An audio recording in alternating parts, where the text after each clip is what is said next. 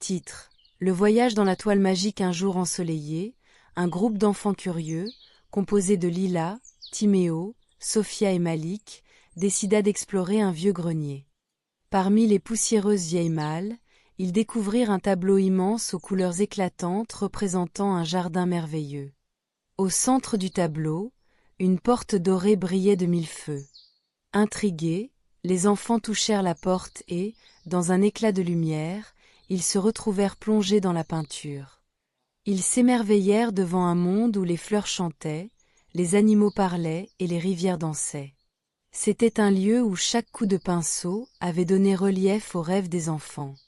Lila, qui rêvait de voler, se retrouva avec de grandes ailes de papillon. Timéo voulait devenir un grand explorateur. Il fut entouré de cartes et d'étoiles scintillantes. Sophia, passionnée par la musique, éveilla des instruments enchantés qui jouaient des mélodies enivrantes. Malik, qui adorait peindre, trouva un pot de peinture magique pour réaliser ses propres créations. Cependant, après un moment de joie, ils réalisèrent que ce monde magique avait ses propres règles. Chaque souhait qu'ils formulaient, chaque expérience qu'ils vivaient, entraînait des conséquences inattendues. Les fleurs, par exemple, se mirent à chanter si fort qu'elles attirèrent des nuages d'orage, menaçant de plonger le jardin dans l'obscurité. En comprenant cela, les enfants commencèrent à réfléchir avant d'agir. Ils discutèrent ensemble des conséquences de leurs désirs. Lila décida de peindre un ciel ensoleillé pour éloigner les nuages. Timéo se mit en quête d'une solution pour inviter des créatures pour aider à apaiser la tempête. Sophia, avec ses mélodies, calma les craintes dans le cœur des habitants de ce monde. Malik, avec son pot de peinture, créa un arc-en-ciel qui rassembla tous leurs efforts. En unissant leurs forces et en réfléchissant ensemble, ils réussirent à sauver le jardin enchanté. À la fin de leur aventure, une voix douce s'éleva de la toile, les remerciant de leur sagesse et de leur esprit d'équipe. En récompense, la porte dorée se rouvrit, les conduisant chez eux. De retour dans le grenier, ils prirent le temps de discuter de ce qu'ils avaient appris. Leur rire résonnait, plein de bonheur et de fierté. Ils comprirent que les rêves peuvent être magnifiques, mais qu'il est essentiel d'agir avec sagesse et responsabilité. Leçon de vie. Nos rêves sont puissants, mais il est important de réfléchir aux conséquences de nos actions. En collaborant avec les autres et en utilisant notre imagination avec précaution, nous pouvons réaliser des choses extraordinaires tout en prenant soin de notre monde. Titre: Le renard et les étoiles. Il était une fois, dans une forêt verdoyante, un petit renard nommé Félix. Curieux et plein de vie, Félix adorait explorer les paysages qui l'entouraient. Un soir, alors qu'il se promenait près d'une vieille chênaie, il remarqua un livre caché sous un tapis de feuilles dorées. Intrigué, Félix s'approcha et ouvrit le livre. À sa grande surprise, des mots scintillants s'en échappèrent et dansèrent autour de lui. « Bienvenue, petit renard » entendit-il une voix douce. C'était la voix du livre magique. Grâce à moi, tu pourras parler aux étoiles et apprendre leurs secrets. Rempli d'excitation, Félix accepta l'offre et se mit à l'écoute des étoiles. Chaque nuit, il se hissait sur un petit monticule et murmurait aux étoiles scintillantes. Elles lui racontaient des histoires anciennes sur l'univers, l'importance de l'amitié et les merveilles de la nature. Une étoile, plus brillante que les autres, lui parla de l'amour et du respect que toutes les créatures de la forêt devaient avoir les unes pour les autres. Un jour, une grande tempête s'approcha de la forêt. Inquiet, Félix se souvint des conseils des étoiles. « Rassemble tes amis, lui avait-elle dit, et affrontez la tempête ensemble. C'est dans l'unité que vous trouverez la force. » Félix sprinta à travers la forêt, alertant tous les animaux, les oiseaux, les écureuils et même les renards des bois voisins. Ensemble, ils trouvèrent refuge dans une grotte solide, loin des rafales violentes. Pendant que la tempête rugissait à l'extérieur, Félix racontait les histoires des étoiles, apaisant les craintes de ses amis. Lorsque le calme revint et que la lumière du jour éclaira la forêt, tous réalisèrent à quel point ils étaient chanceux d'être ensemble. « Merci, Félix » dirent-ils en chœur. « Grâce à ta sagesse et à ton courage, nous avons surmonté cette tempête. » Félix, le cœur vibrant de joie, se promit de toujours appliquer les leçons apprises des étoiles. Non seulement il avait gagné la confiance et l'amitié de ses compagnons, mais il avait également découvert l'importance de la solidarité et de l'écoute.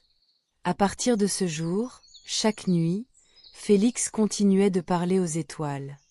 Il partageait leurs secrets avec les autres animaux, les inspirant à toujours veiller les uns sur les autres. L'amitié et l'amour devinrent les plus précieux trésors de la forêt, illuminant les nuits sombres comme les étoiles scintillantes. Et ainsi, le petit renard comprit qu'il ne suffisait pas de rêver des secrets de l'univers, mais qu'il fallait surtout partager et vivre ensemble ces leçons précieuses. Leçons de vie, l'unité et l'amitié sont des forces puissantes. Ensemble, nous pouvons surmonter les tempêtes de la vie. Titre: Le mystère des biscuits disparus dans un petit quartier tranquille. Un chat malicieux nommé Félix et un chien loyal appelé Max étaient les meilleurs amis du monde. Chaque jour, ils jouaient ensemble dans le jardin, mais une chose les perturba. Les biscuits faits maison de la boulangerie du coin disparaissaient mystérieusement. Un soir, alors qu'ils se prélassaient au soleil, Félix se mit en tête de résoudre ce mystère. « Max, je pense qu'il est temps de mener notre enquête. Ensemble, nous découvrirons qui dérobe ces délices. » Max, toujours prêt à aider, aboya joyeusement. « Oui, allons-y. Mais comment allons-nous procéder ?» Félix, avec son esprit vif, suggéra de suivre les indices. « On doit commencer par interviewer les voisins. Ils ont peut-être vu quelque chose. » Le lendemain, ils commencèrent par la vieille Madame Gertrude, qui était connue pour ses histoires. « Bonjour, Madame Gertrude. Avez-vous vu quelque chose de suspect dernièrement ?» demanda Max. Elle réfléchit un moment, puis répond. « Eh bien, j'ai vu un petit écureuil rôder près de la boulangerie ces derniers jours. Il semblait très intéressé par les biscuits. » Félix et Max remercièrent Madame Gertrude et se mirent en route vers la boulangerie. En chemin, ils décidèrent de se cacher et d'observer le coin où se trouvaient les biscuits. Au bout d'un moment, ils aperçurent effectivement un petit écureuil aux yeux brillants qui, avec agilité, dérobait un biscuit à travers une fenêtre entr'ouverte. Félix s'exclama: « Regarde, Max. Nous avons trouvé le voleur. » Max, bien que surpris, se sentit mal pour l'écureuil. Il ne doit pas avoir beaucoup à manger. Peut-être qu'il ne fait pas cela par malice. Félix, réfléchissant à la situation, dit: « Tu as raison, Max. Peut-être qu'au lieu de le chasser, nous devrions l'aider. » Ils s'approchèrent lentement de l'écureuil. « Eh, petit ami, nous avons remarqué que tu prends les biscuits. Est-ce que tu as faim ?» L'écureuil, effrayé au début, se rendit vite compte qu'il ne représentait pas une menace. Il avoua: « Oui, je n'avais plus rien à manger.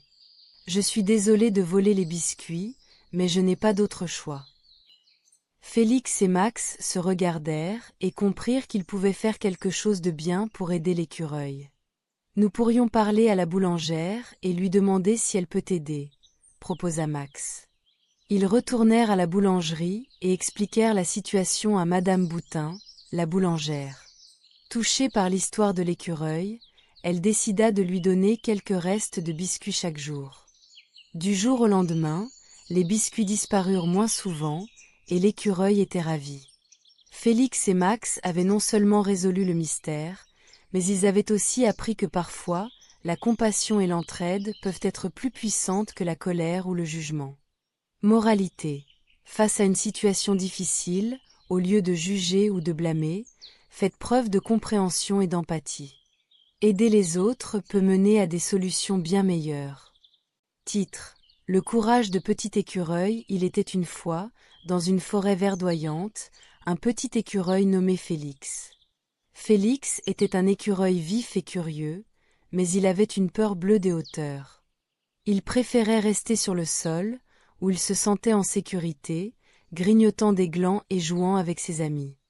Un jour, alors qu'il jouait près de la rivière avec ses camarades, un cri paniqué s'éleva dans les airs. C'était Clara, l'oiseau. Elle s'était envolée haut dans un grand chêne pour attraper un ver, mais ses ailes s'étaient coincées entre deux branches. Elle ne pouvait pas descendre et appelait à l'aide. Tout le monde était inquiet. Les autres animaux, les lapins, les hérissons et les oiseaux, regardaient le chêne avec anxiété. « Que pouvons-nous faire ?» demanda un jeune lapin. « Ecurial.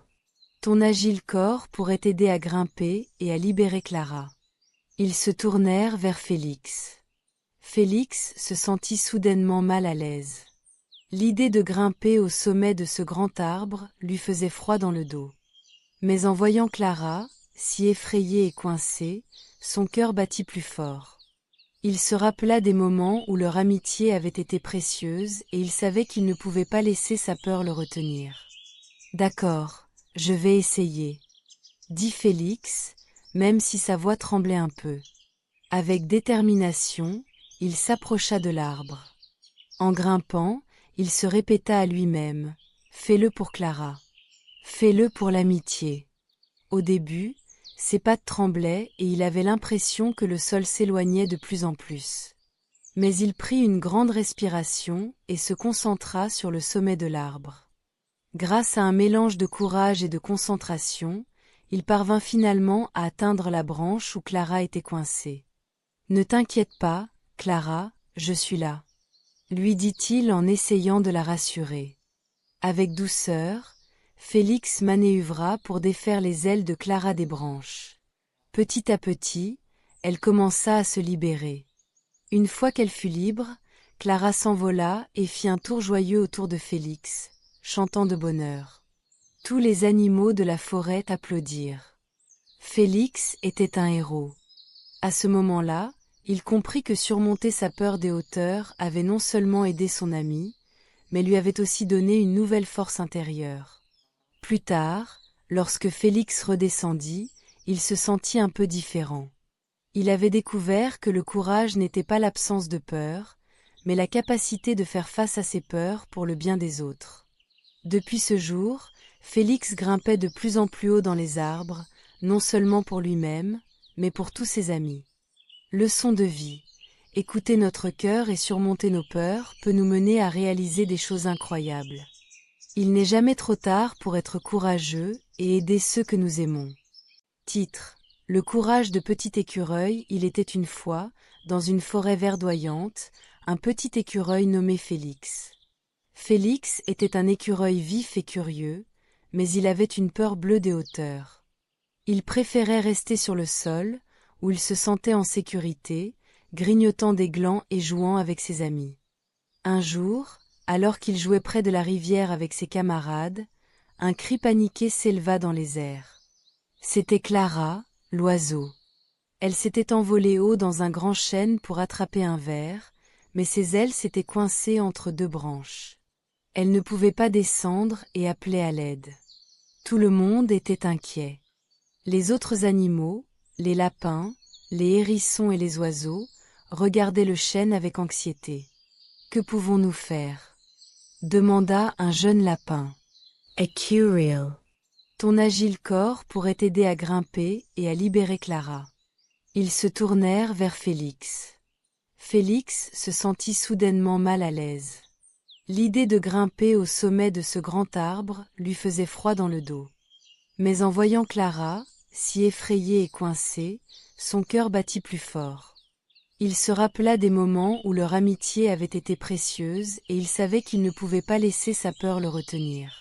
« D'accord, je vais essayer, » dit Félix, même si sa voix tremblait un peu. Avec détermination, il s'approcha de l'arbre. En grimpant, il se répéta à lui-même « Fais-le pour Clara.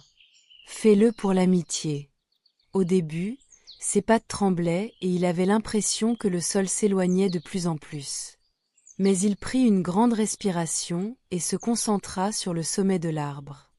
Grâce à un mélange de courage et de concentration, il parvint finalement à atteindre la branche où Clara était coincée. « Ne t'inquiète pas, Clara, je suis là. » lui dit-il en essayant de la rassurer.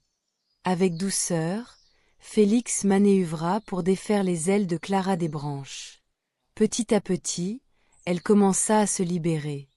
Une fois qu'elle fut libre, Clara s'envola et fit un tour joyeux autour de Félix, chantant de bonheur. Tous les animaux de la forêt applaudirent. Félix était un héros. À ce moment-là, il comprit que surmonter sa peur des hauteurs avait non seulement aidé son ami, mais lui avait aussi donné une nouvelle force intérieure. Plus tard, lorsque Félix redescendit, il se sentit un peu différent. Il avait découvert que le courage n'était pas l'absence de peur, mais la capacité de faire face à ses peurs pour le bien des autres. Depuis ce jour, Félix grimpait de plus en plus haut dans les arbres, non seulement pour lui-même, mais pour tous ses amis. Leçon de vie. Écouter notre cœur et surmonter nos peurs peut nous mener à réaliser des choses incroyables. Il n'est jamais trop tard pour être courageux et aider ceux que nous aimons. Titre. Le rêve du petit poisson. Il était une fois, dans un paisible étang niché au cœur d'une forêt verdoyante, un petit poisson nommé Finn. Finn était curieux et plein d'énergie, et il passait ses journées à jouer entre les nénuphars et à explorer les recoins de son étang. Mais, par moments, Finn contemplait avec mélancolie la surface de l'eau. Son cœur aspirait à quelque chose de plus grand, de plus fascinant. Un jour, alors qu'il nageait près de la rive, il tomba sur un vieux crabe, sage et ayant beaucoup voyagé. Ce crabe, nommé Cornelius, parlait avec passion des merveilles de l'océan, des récifs coralliens éclatants de couleurs, des poissons exotiques aux formes surprenantes et des algues dansantes au rythme des vagues. Finn, émerveillé par ces récits, invita bientôt tous les habitants de l'étang, grenouilles, canards et même les timides escargots. En écoutant les histoires du crabe, chacun se mit à rêver. Ils imaginaient des aventures extraordinaires loin de leur étang, là où le ciel se mêlait à l'eau dans un horizon infini. « Et si nous partions explorer l'océan ?» proposa une vieille grenouille, pleine de sagesse. L'excitation du groupe était palpable, mais très vite, la peur de l'inconnu s'était installée. Que trouveraient-ils au-delà de leurs eaux familières? Leur famille allait-elle les laisser partir? Finn, observant l'hésitation de ses amis, décida qu'il était temps de parler. Oui, l'inconnu peut faire peur, mais les plus grandes découvertes viennent souvent de risques. Nous pouvons rester ici, mais nous risquons de ne jamais savoir ce qu'il y a au-delà.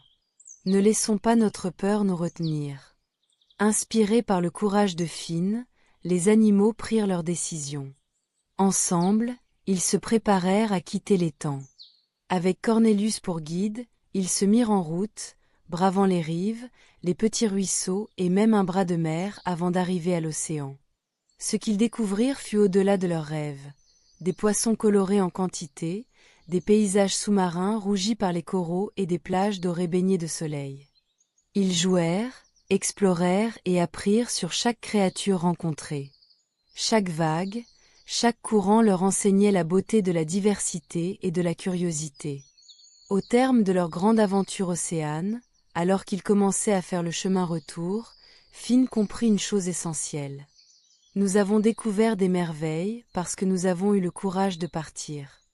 L'inconnu n'est pas à redouter, mais à embrasser.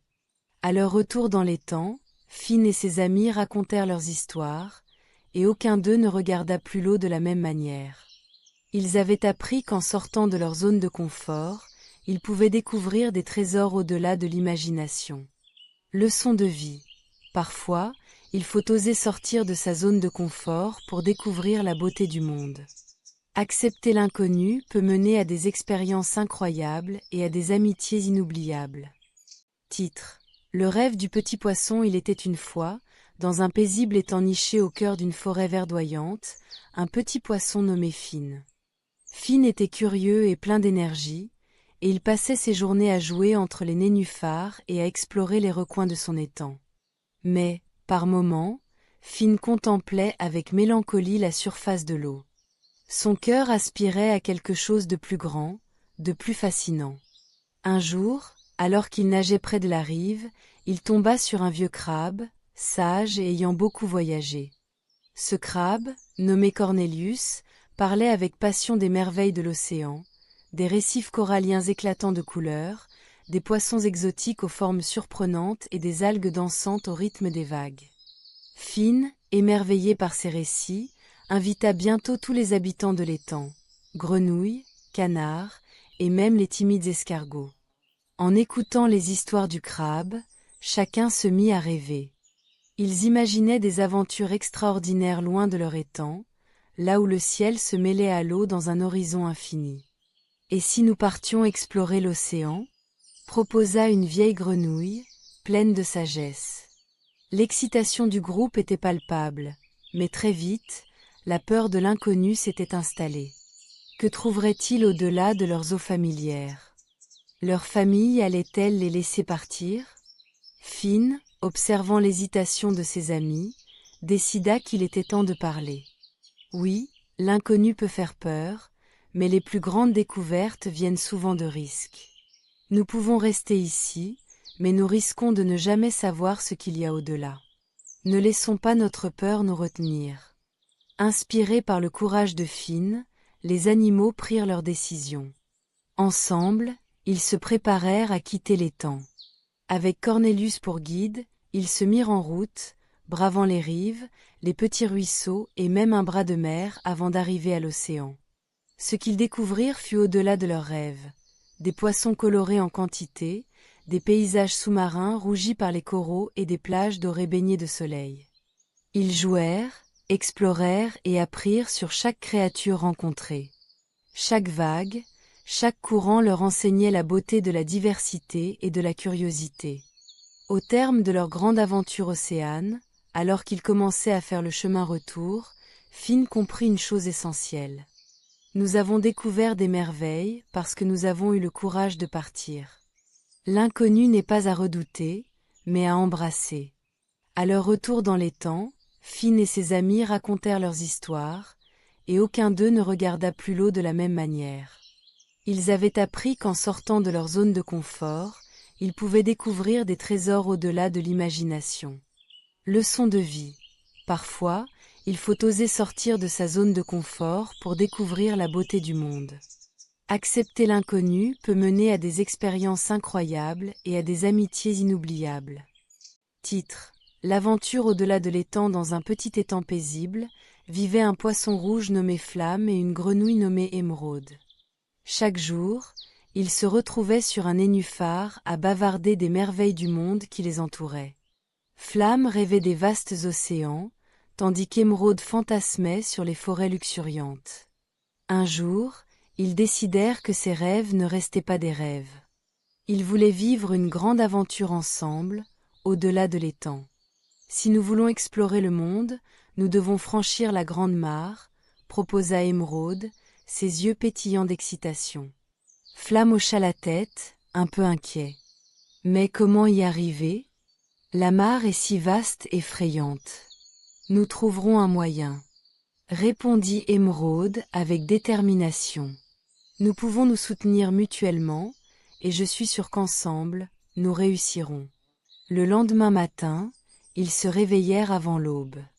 Émeraude utilisa sa force et sa souplesse pour sauter d'un rocher à l'autre, tandis que Flamme, avec sa belle nageoire, trouva des petits passages dans l'eau pour éviter les endroits dangereux. Ils chantèrent des chansons et partagèrent des histoires pour se motiver. Cependant, en arrivant au bord de la grande mare, ils réalisèrent que c'était bien plus grand et impressionnant qu'ils ne l'avaient imaginé. Une brise fraîche soufflait, et des oiseaux chantaient au-dessus de leur tête. Flamme trembla légèrement. Et si nous ne pouvions pas revenir ? Émeraude s'approcha de son ami, le regardant avec confiance. N'oublie pas, Flamme, nous sommes ensemble dans cette aventure. Chaque défi que nous relevons nous rend plus forts. Avec courage, ils prirent un moment pour observer la mare. Puis, Émeraude sauta dans l'eau, où elle zigzaga, aidant Flamme à nager à ses côtés. Ils parcoururent le périmètre de la mare, découvrant de nouvelles plantes aquatiques, d'étranges insectes et même un héron majestueux qui pêchait. Finalement, ils trouvèrent un petit chemin de terre qui bordait la mare. Il semblait sûr et moins intimidant. Ils poussèrent un soupir de soulagement et commencèrent à avancer ensemble. Alors qu'ils avançaient, Flamme et Émeraude partagèrent leurs pensées, leurs peurs et leurs rêves, se soutenant mutuellement à chaque étape. Après une longue journée d'exploration, ils s'assirent sur une pierre au bord d'une nouvelle étendue d'eau. Le paysage était magnifique, et ils se rendirent compte que ce qu'ils avaient vécu était bien plus grand que ce à quoi ils s'attendaient. Flamme observa les cours de soleil. Regarde comme c'est beau ici. Je n'aurais jamais imaginé que nous pourrions voir cela. Émeraude sourit. Oui, et tout cela parce que nous avions le courage de rêver et de nous soutenir. En rentrant chez eux, ils étaient fatigués mais heureux, pleins de nouvelles histoires à raconter à leurs amis. Ils avaient compris que la peur et l'incertitude faisaient partie de toute aventure, mais qu'en s'entraidant, ils pouvaient surmonter n'importe quel obstacle. Leçon de vie. Le vrai courage consiste à rêver grand et à soutenir ceux qui nous entourent. Ensemble, nous pouvons réaliser des choses incroyables. Titre. Le rêve des étoiles. Il était une fois, dans un paisible village niché au cœur d'une forêt enchantée, un petit dragon nommé Flamme et une souris malicieuse nommée Souris. Flamme, avec ses écailles scintillantes et son souffle de feu, rêvait d'explorer le ciel nocturne et de danser parmi les étoiles. Souris, avec ses grandes oreilles et son esprit vif, aspirait à voler au-dessus des nuages et à découvrir les merveilles de l'univers. Un soir, alors qu'ils se retrouvaient près du vieux chêne, ils s'endormirent côte à côte. Dans leurs rêves, ils voyagèrent ensemble dans un vaisseau spatial imaginé par leur esprit. Ils flottaient entre les planètes, collectaient des étoiles filantes et partageaient des histoires avec des comètes. À leur réveil, une idée brillante germa dans leur esprit. Et si nous construisions notre propre fusée? Proposa Souris, les yeux brillants d'excitation. Flamme, enthousiaste, se mit à hocher la tête. Oui, nous pouvions utiliser des matériaux de la forêt. Les deux amis se mirent au travail. Ils rassemblèrent des branches solides, des feuilles, et même des noix comme combustible. Flamme, avec son souffle de feu, façonnait le bois, tandis que Souris utilisait sa petite taille pour s'immiscer dans les moindres recoins, cherchant des trésors cachés. Au fur et à mesure qu'ils avançaient, Flamme et Souris rencontrèrent des obstacles. Une tempête de vent balaya leurs projets, dispersant les pièces de la fusée. Au lieu de se décourager, ils décidèrent de s'entraider. Flamme protégea Souris avec ses grandes ailes, tandis qu'elle récupérait le matériel éparpillé. Cela leur enseigna une chose importante, l'union fait la force. Finalement, après de nombreux efforts, la fusée était prête. Avec des cœurs battants d'excitation, Flamme et Souris s'installèrent à l'intérieur. Alors qu'ils appuyaient sur le bouton qu'ils avaient fabriqué avec soin, un rugissement de feu jaillit de l'arrière de la fusée, et lentement, elle commença à décoller. Les étoiles scintillantes se rapprochaient, et le duo aperçut des merveilles qu'ils n'auraient jamais imaginées. Dans l'espace, ils réalisèrent que leur rêve n'était pas seulement de voir les étoiles, mais aussi de travailler ensemble pour réaliser quelque chose de grand. Ils découvrirent une réalité encore plus belle. C'était leur amitié et leur collaboration qui les avaient menés ici. De retour sur Terre, Flamme et Souris avaient une histoire extraordinaire à raconter, et plus important encore, ils avaient appris une leçon précieuse. Ils comprirent que les rêves sont encore plus fantastiques quand ils sont partagés avec des amis, et que les défis peuvent être surmontés lorsque l'on travaille ensemble.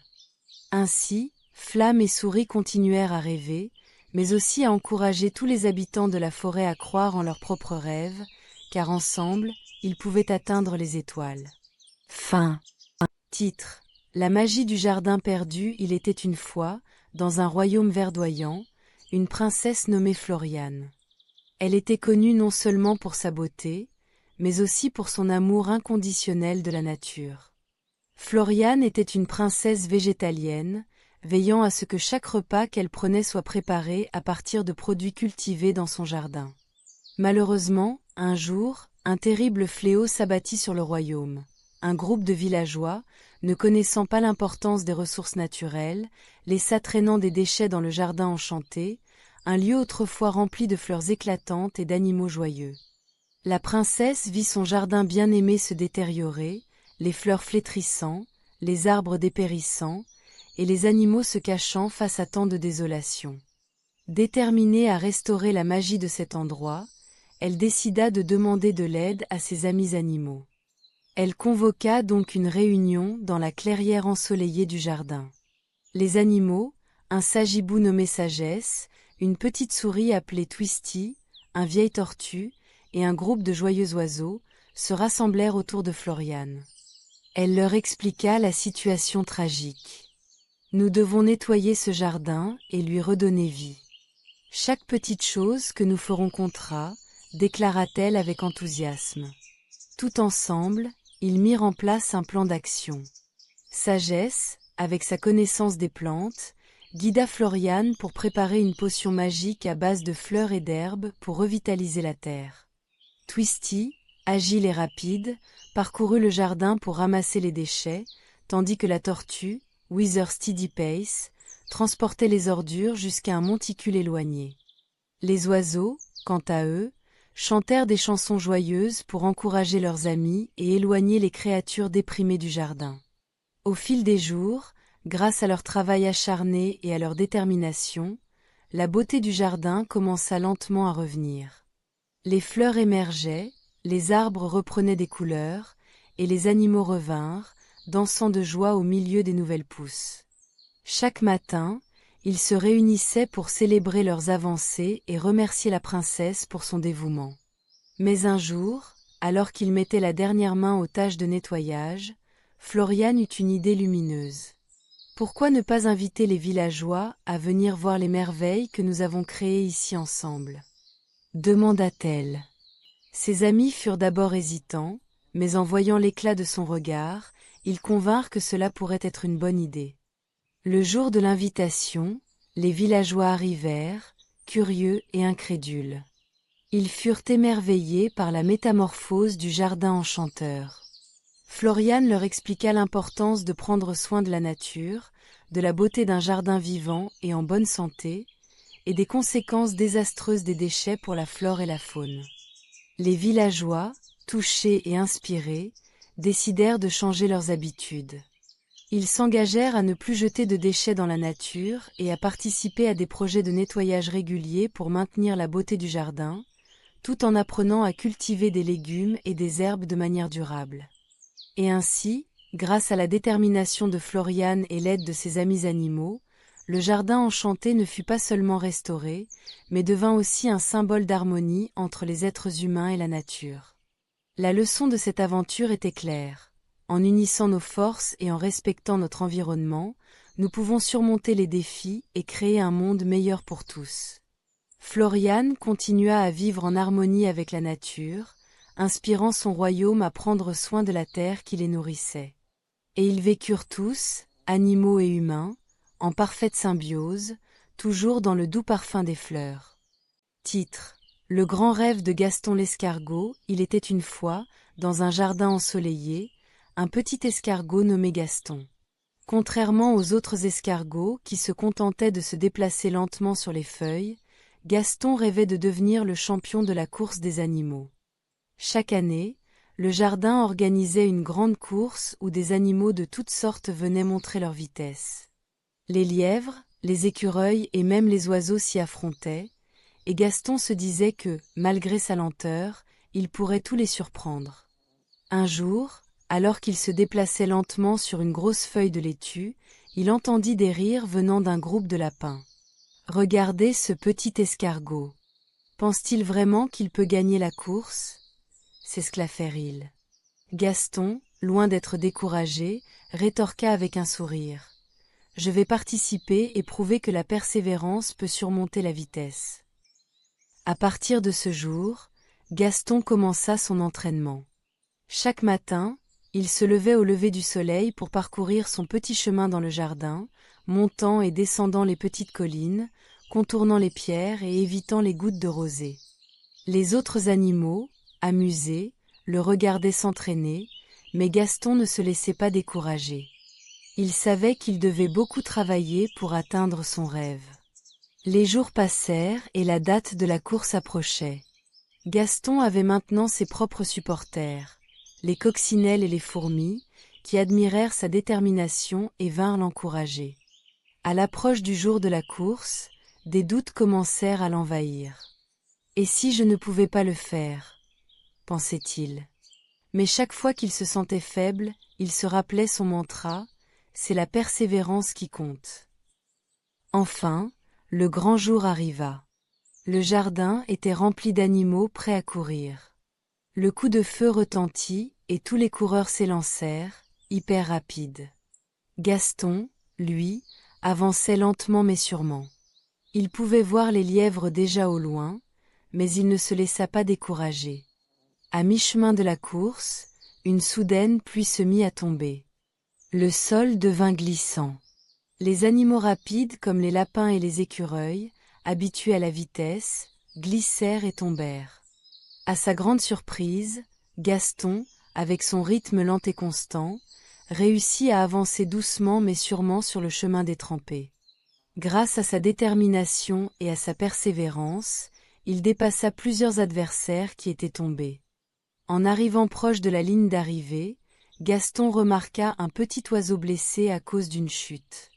Sans hésiter, il s'arrêta, et avec l'aide de ses amis les coccinelles et les fourmis, il aida l'oiseau à se relever. Puis, il poursuivit sa course, sentant dans son cœur que le vrai esprit de la compétition était d'aider les autres. Finalement, en un ultime effort, Gaston franchit la ligne d'arrivée. Ce ne fut pas la première place, mais il avait gagné le respect de tous les animaux du jardin. Le juge de la course, un sage vieux hibou, annonça que Gaston avait remporté le prix de la persévérance, car il avait montré que le véritable esprit sportif réside dans la bonté et la détermination. La morale de l'histoire est que la vitesse n'est pas toujours synonyme de succès. Parfois, c'est grâce à l'effort continu, l'aide aux autres et la détermination que nous atteignons nos rêves. En fin de compte, Gaston devint le champion des cœurs, prouvant que le vrai triomphe se mesure par nos valeurs et notre persévérance. Et depuis ce jour, tous les animaux du jardin gardèrent à l'esprit que, peu importe les obstacles, ceux qui persévèrent finissent toujours par gagner d'une manière ou d'une autre. Titre : L'amitié des contraires. Il était une fois, dans une forêt enchantée, un petit monstre nommé Grindel. Grindel était tout sauf un monstre terrifiant. Avec ses grandes oreilles et son pelage duveteux, il était aussi frêle qu'une plume. Pourtant, il avait une peur bleue des enfants. Chaque fois qu'il entendait leur rire ou leur jeu, il se cachait derrière les arbres, tremblant de peur. Un jour, alors qu'il se cachait comme d'habitude, il aperçut une fillette joyeuse nommée Lila. Elle courait à travers les champs de fleurs, ses rires résonnant comme de douces mélodies. Intrigué, Grindel s'approcha un peu plus près, mais il ne pouvait s'empêcher de frissonner à chaque éclat de rire. Lila remarqua soudain le petit monstre. Plutôt que de fuir, elle sourit et s'approcha de lui. « Bonjour. Je m'appelle Lila. Pourquoi es-tu si triste, petit monstre ?» lui demanda-t-elle, les yeux pétillants de curiosité. Grindel, surpris par son audace, répondit en balbutiant « Je suis un monstre. Les enfants me craignent et j'ai peur d'eux. » Lila, dotée d'un immense courage, éclata de rire. « Mais tu n'as pas l'air d'un monstre effrayant. Et moi, je n'ai pas peur de toi. Au contraire, je voudrais être ton ami. » D'abord sceptique, Grindel la regarda avec méfiance. « Mais je suis différent et tu n'as pas peur. » Être différent, c'est ce qui rend chacun de nous spécial. Tous les deux, nous avons nos peurs, mais l'amitié peut nous aider à les surmonter, expliqua Lila avec conviction. Au fil des jours, Lila et Grindel passèrent de plus en plus de temps ensemble. Ils explorèrent la forêt, jouèrent à cache-cache, et Lila apprit même à Grimdel à chanter de joyeuses mélodies. Oui, Grindel avait encore un peu peur des enfants qui jouaient près du village, mais Lila lui montra comment affronter cette peur. Un après-midi, en se promenant, ils croisèrent un groupe d'enfants en train de jouer. Grindel trembla à l'idée de s'approcher, mais Lila, pleine de détermination, l'encouragea. « Regarde, ils s'amusent. Viens, nous pouvons jouer avec eux. » Le cœur battant, Grindel fit un pas en avant. Les enfants, voyant son courage, s'arrêtèrent et regardèrent avec curiosité. Au lieu de fuir, Lila les invita à rencontrer Grindel. « Regardez, il n'est pas un monstre. C'est un ami. » Les enfants, d'abord hésitants, approchèrent lentement. Ils découvrirent bientôt à quel point Grindel était amusant et gentil. Ensemble, ils jouèrent à des jeux, rirent aux éclats et partagèrent des histoires. Grindel réalisa alors que la peur qu'il avait des enfants était infondée. À la fin de la journée, Grindel était comblé. Il avait non seulement un nouvel ami, mais il avait aussi fait la connaissance de plusieurs enfants qui ne le craignaient plus. Lila, avec sa gentillesse et son courage, lui avait montré le vrai sens de l'amitié. À partir de ce jour, Grindel n'était plus un petit monstre seul et effrayé. Il est devenu Grindel, l'ami des enfants, et tous ensemble, ils apprirent à célébrer leurs différences, à surmonter leurs peurs et à vivre des aventures inoubliables. Leçon de vie, l'amitié peut surmonter les peurs et les différences. En osant se rapprocher des autres et en étant ouverts, nous découvrons la beauté de connexions sincères. Titre: L'aventure de Harry l'hérisson et Mia la souris. Il était une fois, dans une clairière ensoleillée, un petit hérisson nommé Harry. Harry était curieux et plein d'énergie, toujours à la recherche de nouvelles aventures. Non loin de là, dans un terrier douillet, vivait une jeune souris appelée Mia. Mia était malicieuse, mais aussi très intelligente. Un jour, tandis qu'ils jouaient ensemble, ils aperçurent une belle étoile scintillante qui tombait du ciel, créant un doux éclat métallique dans l'air. Intrigués, ils décidèrent d'enquêter. « Penses-tu que cette étoile appartient à quelqu'un » demanda Mia. Harry hocha la tête. « Oui, et je parie qu'elle peut nous aider dans nos rêves. » Répondit-il avec enthousiasme. Ensemble, ils décidèrent de partir à la recherche de cette étoile. Tout d'abord, ils traversèrent une forêt épaisse où les arbres chuchotaient des secrets. En chemin, ils rencontrèrent un sage hibou perché sur une branche. « Bonjour, chers amis, » dit le hibou. « Que cherchez-vous » Harry expliqua leur quête, et le hibou leur répondit. « Pour retrouver l'étoile, vous devrez d'abord comprendre la valeur de l'amitié et de la persévérance. » Encouragés par les mots du hibou, Harry et Mia continuèrent leur chemin. Ils arrivèrent bientôt au bord d'une rivière tumultueuse. « Comment allons-nous traverser » s'inquiéta Mia. Harry réfléchit et proposa « Peut-être que nous pouvons construire un radeau. » Grâce à leur coopération, ils rassemblèrent des branches et des feuilles, et ensemble, ils fabriquèrent un petit radeau. Une fois de l'autre côté, ils entendirent un drôle de bruit. Ils découvrirent un petit écureuil, coincé dans un buisson. « Aidez-moi, s'il vous plaît » cria-t-il. Sans hésitation, Harry et Mia s'approchèrent, et avec soin, ils dégagèrent l'écureuil. « Merci, chers amis » s'exclama-t-il. « Je peux vous aider à trouver l'étoile. Suivez-moi. » L'écureuil les guida vers une colline d'où ils aperçurent un brillant éclat doré. « C'est là !» crièrent-ils ensemble, courant vers la lumière. En atteignant le sommet, ils découvrirent non seulement l'étoile, mais aussi la beauté d'un ciel étoilé, illuminé par des milliers d'autres étoiles. « Quelle magnifique vue !» s'écria Mia. « Tu vois, Harry, notre aventure était aussi merveilleuse que l'étoile elle-même. » Harry acquiesça, réalisant que ce qu'ils avaient découvert en route, leur amitié, l'entraide et la détermination, étaient bien plus précieux que n'importe quelle étoile. En fin de compte, ils décidèrent de ramener l'étoile à la terre, où elle pouvait briller pour tous leurs amis. En chemin, ils remercièrent le hibou, l'écureuil et la forêt pour les leçons apprises. De retour chez eux, ils racontèrent leur aventure, partageant non seulement l'histoire d'une étoile perdue, mais aussi celle d'une amitié forte et indéfectible. Leçon de vie.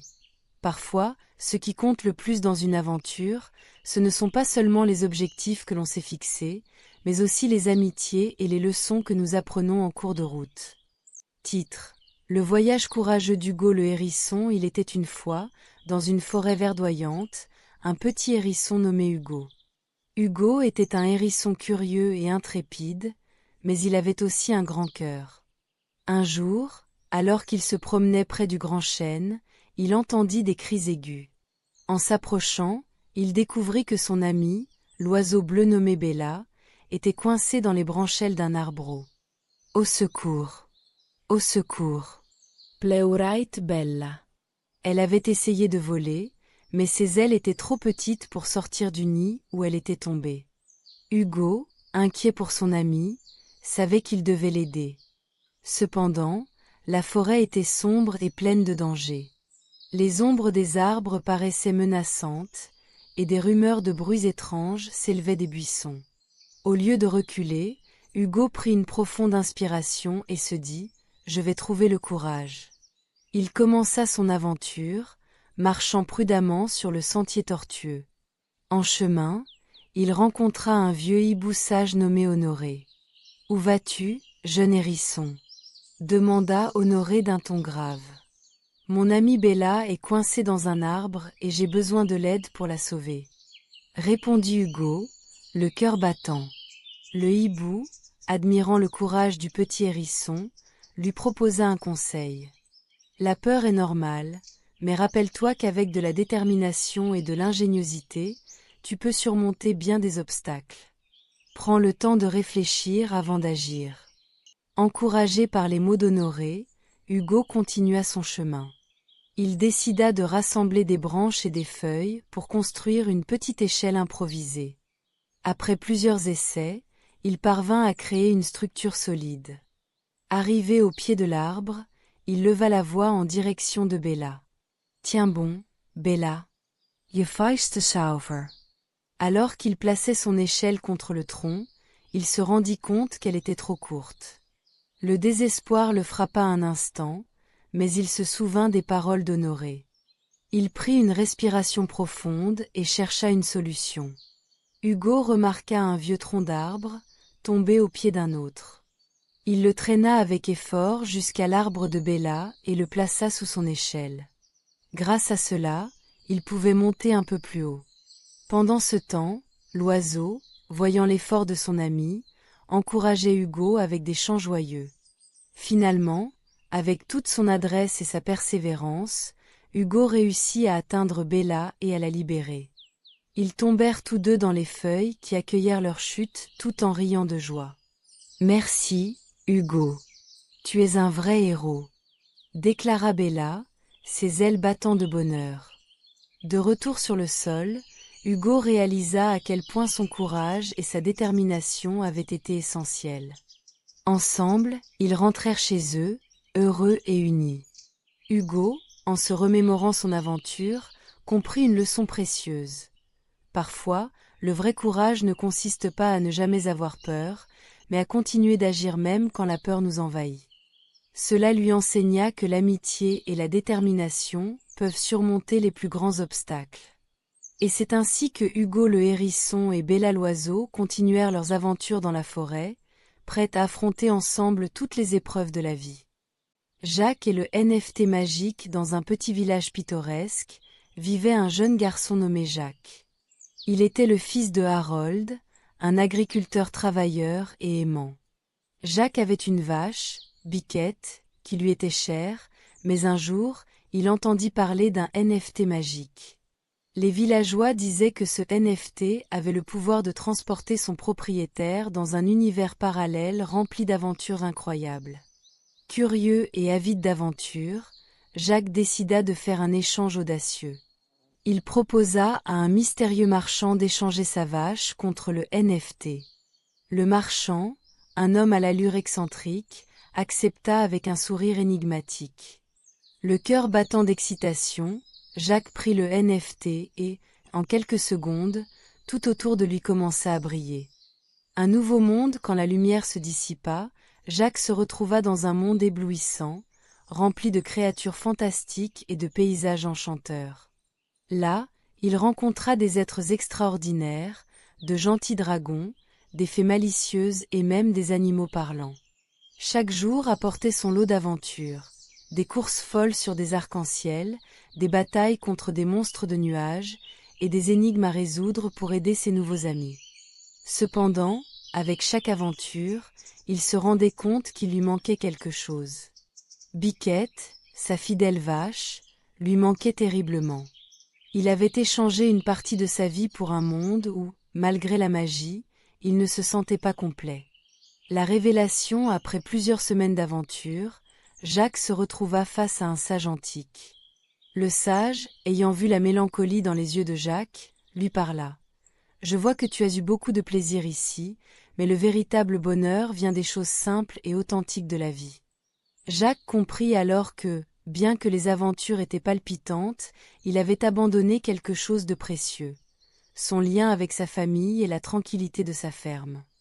Il se mit à réfléchir à l'importance de ce qu'il avait laissé derrière lui.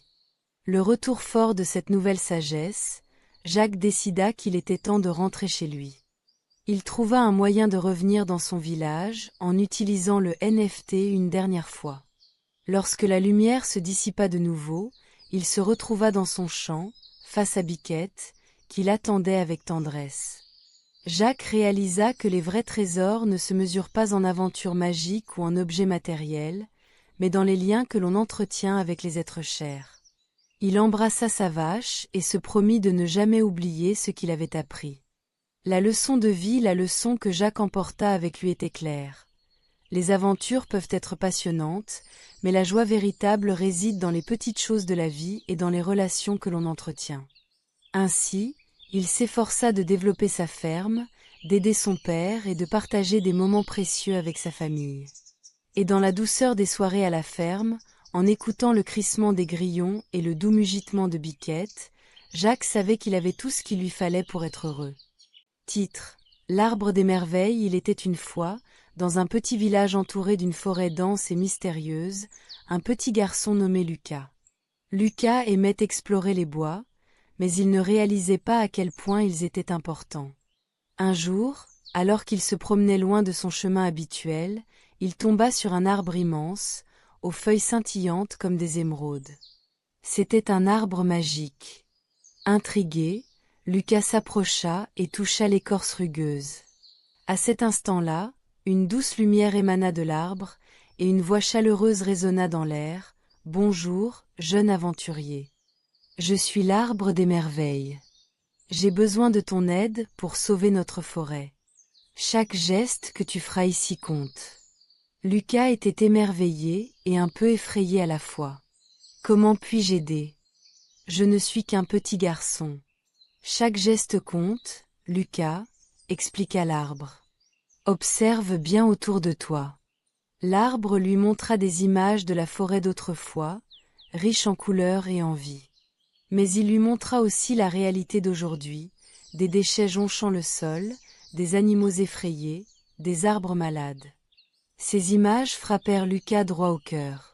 « Que puis-je faire pour réparer cela ? » demanda-t-il avec détermination. L'arbre lui enseigna 3 gestes simples mais puissants. 1. Ramasser les déchets. Lucas commença à ramasser les plastiques et autres détritus qu'il trouva sur son chemin.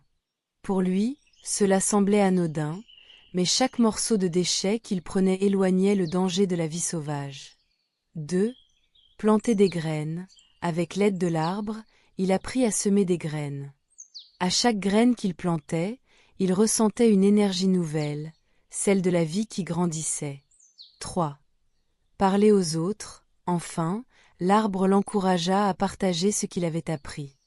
Lucas se mit à parler de la nécessité de protéger la forêt à ses amis et à sa famille. Il organisa même des journées de nettoyage avec ses camarades. Au fil des semaines, Lucas vit la transformation de la forêt. L'air était plus pur, les animaux revenaient, et de nouveaux arbres poussaient. La magie de l'arbre s'opérait, et il comprit que chaque geste, même le plus petit, avait un impact. Un jour, alors qu'il admirait les résultats de son travail, l'arbre des merveilles lui parla à nouveau.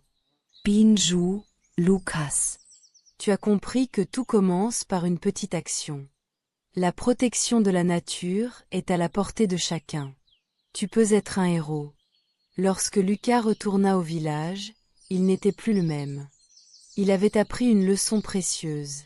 Chacun de nous a le pouvoir de changer les choses, une petite action à la fois. Grâce à son engagement, il inspira tout son entourage à prendre soin de la forêt. Et ainsi, la forêt magique prospéra, et Lucas, devenu un véritable gardien de la nature, comprit que toutes les actions, petites ou grandes, comptent. Fin. Titre: L'arbre des abeilles. Il était une fois un jeune garçon nommé Lucas, qui vivait dans un petit village entouré de champs verdoyants et de jardins colorés. Lucas adorait explorer la nature, ramasser des fleurs et observer les insectes.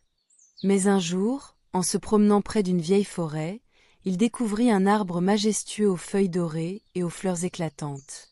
Intrigué, il s'approcha et, à sa grande surprise, l'arbre commença à parler. « Bonjour, jeune Lucas, » dit l'arbre d'une voix douce et résonnante. « Je suis l'arbre des abeilles, et j'ai besoin de ton aide. Les abeilles de ton jardin sont menacées par la pollution.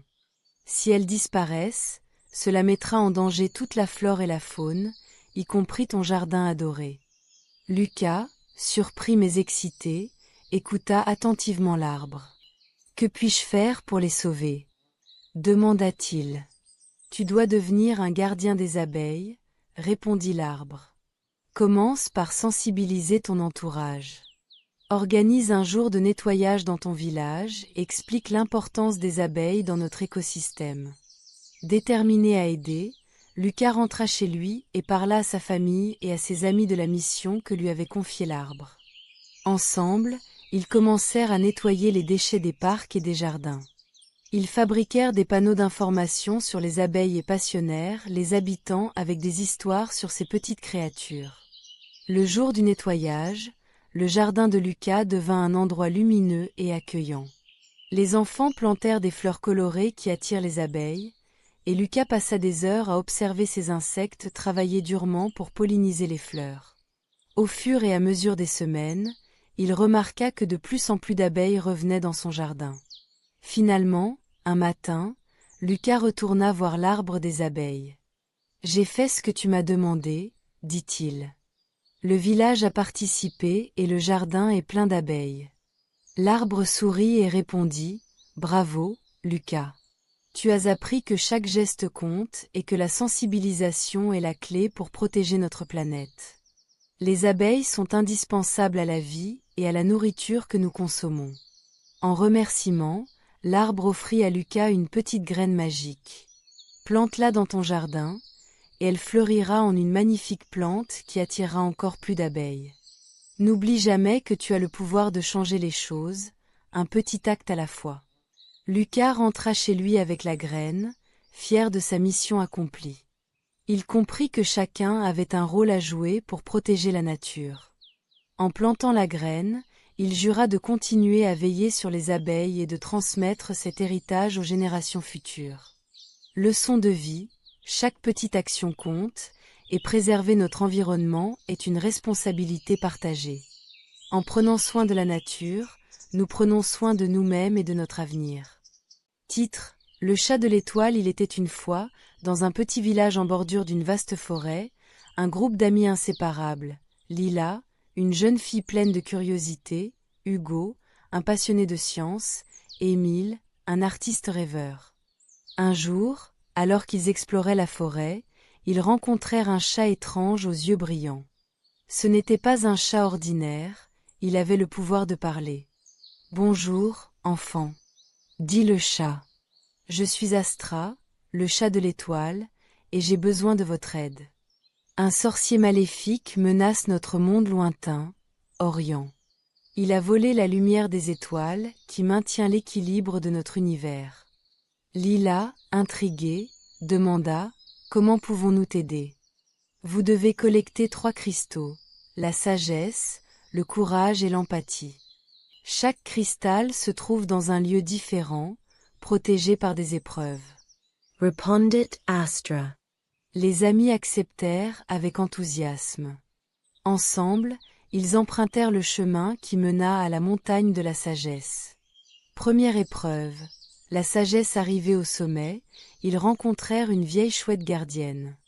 Elle leur posa une énigme complexe. Je peux être brisé sans être touché. Que suis-je? Après quelques minutes de réflexion, Hugo s'exclama, c'est un secret. La chouette, satisfaite de leur réponse, leur donna le cristal de la sagesse. Deuxième épreuve, le courage. Le groupe continua sa quête et atteignit la forêt des ombres. À l'intérieur, ils virent un chemin obscur bordé d'ombres terrifiantes. Émile, qui avait peur, hésita à avancer. Si nous restons ici, nous ne pourrons jamais sauver Orient, dit Lila avec détermination. Elle agrippa la main d'Émile et ensemble, ils traversèrent la forêt à voix haute, chantant pour chasser les craintes et retrouver leur bravoure. À la sortie, une lumière éclatante leur révéla le cristal du courage. Troisième épreuve. L'empathie. Ils arrivèrent enfin au lac des souvenirs, où ils virent un groupe de petites créatures tristes. Celles-ci avaient perdu leur foyer à cause des actions du sorcier. Comprenant leur douleur, Lila, Hugo et Émile décidèrent de les aider à reconstruire leur maison en utilisant des matériaux trouvés autour du lac. Merci, amis. En échange de votre bonté, prenez ce cristal de l'empathie, dirent les créatures, le cœur rempli de gratitude. La bataille finale. Les 3 amis, maintenant armés des cristaux, retournèrent auprès d'Astra. Ensemble, ils unirent les cristaux pour former une puissante lumière. Astra leur révéla l'emplacement du sorcier, un château sombre dans un autre royaume. Avec courage et détermination, ils s'y rendirent et confrontèrent le sorcier, qui tenta de les arrêter avec des illusions. « Vous ne pouvez pas vaincre l'obscurité, » dit-il avec arrogance. « La sagesse, le courage et l'empathie peuvent illuminer les coins les plus sombres, » répondit Lila. Les amis unirent leurs forces, et la lumière des cristaux neutralisa le sorcier, restituant la lumière des étoiles et sauvant Orient. La leçon de retour chez eux, les amis réalisèrent que leur aventure leur avait enseigné une précieuse leçon. La véritable force réside dans l'union de la sagesse, du courage et de l'empathie. Ils avaient appris que chaque obstacle pouvait être surmonté avec la solidarité et la compréhension des autres. Et c'est ainsi que, dans leur petite ville, Lila, Hugo, Émile et Astra continuèrent à être des porteurs de lumière, partageant leur histoire et inspirant chacun à cultiver ces valeurs dans leur vie quotidienne. Titre: La tortue et les oiseaux. Il était une fois, dans une belle vallée verdoyante, une tortue nommée Trixie. Trixie était connue pour sa curiosité et son imagination débordante. Tous les jours, elle observait les oiseaux virevolter dans le ciel, leurs plumes scintillant au soleil. « Comme j'aimerais pouvoir voler comme eux !» rêvait-elle. Un jour, tandis qu'elle se promenait près d'un lac, Trixie aperçut un groupe d'oiseaux en train de se reposer sur une branche. Ils discutaient joyeusement de leurs dernières aventures dans les nuages. Avec un peu de courage, elle s'approcha et leur confia son rêve.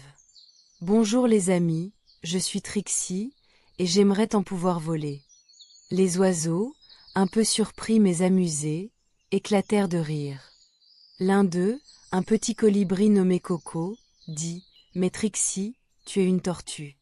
Tu es faite pour marcher sur la terre, pas pour voler dans le ciel. » Trixie, bien que déçue, ne se laissa pas abattre. « Peut-être que je peux vous aider dans vos aventures, et en retour, vous pourriez m'aider à voler. » s'exclama-t-elle avec enthousiasme. Les oiseaux, touchés par sa détermination, acceptèrent de lui donner une chance. Tout d'abord, ils lui apprirent à observer le vent et à comprendre les courants d'air. Trixie apprit à utiliser sa carapace comme une voile. Ensuite, ils travaillèrent ensemble pour construire un joli dispositif avec des plumes et des brindilles. Bien qu'il s'agisse d'un projet ambitieux, ils étaient tous motivés par le rêve de Trixie. Les jours passèrent, et à force de persévérance, ils finirent par construire une sorte de planeur tortue. Quand tout fut prêt, Trixie sentit un mélange d'excitation et d'appréhension. « Est-ce que ça va vraiment marcher ?» demanda-t-elle, le cœur battant. Les oiseaux lui répondirent en chœur. « Fais confiance à tes amis et sois courageuse. » Le grand jour arriva. Trixie grimpa sur une colline avec son planeur, entourée de ses amis. Elle prit une grande inspiration et, avec l'aide des oiseaux, elle sauta dans le vide. Au début, elle eut peur, mais très vite, elle sentit le souffle du vent sous sa carapace. Le planeur s'éleva, et Trixie vola. Elle jubilait. Les oiseaux volaient autour d'elle, chantant des mélodies joyeuses. Après quelques minutes de vol sensationnel, le planeur commença à décrocher. Trixie se souvint des leçons des oiseaux sur les courants d'air et réussit à effectuer un atterrissage en douceur, juste à côté du lac. Les oiseaux l'applaudirent avec enthousiasme. Bien que Trixie ne puisse pas voler comme les oiseaux, elle avait réalisé son rêve d'une autre manière. Elle avait appris que l'amitié, le travail d'équipe et la persévérance peuvent mener à des expériences incroyables. À partir de ce jour, Trixie ne cessa jamais de mentorer d'autres animaux, leur enseignant l'importance de croire en soi et de ne jamais abandonner ses rêves, même s'ils semblent impossibles à atteindre. Leçon de vie.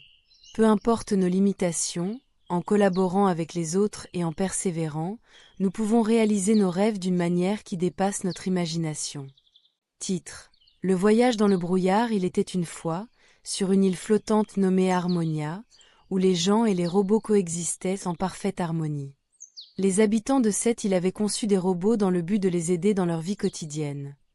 Des robots jardiniers qui cultivaient des champs luxuriants, des robots artistes qui créaient des œuvres fascinantes, et même des robots petits amis qui jouaient avec les enfants. Parmi eux se trouvait un petit garçon nommé Ellie et son meilleur ami, un cyborg nommé Tico. Tico n'était pas un robot ordinaire. Il avait été conçu avec la capacité d'apprendre et de ressentir des émotions. Ensemble, Ellie et Tico exploraient l'île, partageant des rires et des aventures. Un jour, un étrange brouillard s'installa sur l'île. C'était un brouillard épais et mystérieux qui semblait avaler tout ce qui était à proximité. Les habitants d'Harmonia restèrent prudents et évitèrent de s'aventurer trop loin dans cette brume. Mais Tico, toujours curieux et intrépide, décida d'explorer le brouillard pour découvrir ce qu'il contenait. Malheureusement, il disparut à l'intérieur, laissant Ellie inquiet et seul. Déterminé à retrouver son ami, Ellie ne se laissa pas décourager par les avertissements des adultes. Muni d'une petite lampe et d'une carte de l'île, il pénétra à son tour dans le brouillard. Au fur et à mesure qu'il avançait, la brume enveloppait tout, transformant les formes familières en ombres étranges. Il se rappela les conseils de son père. Lorsque tu es perdu, fais attention à tes sens. Écoute, regarde et sentez. Ellie ferma les yeux un instant, puis il se concentra. Il écouta le son des gouttes d'eau tombant des feuilles, le chant des oiseaux au loin et, au loin, un doux bruit de métal. Suivant ce bruit, Ellie continua à avancer. Après quelques minutes d'errance, il aperçut, à travers le brouillard, une silhouette familière. C'était Tico, immobilisé, entouré d'une lueur étrange.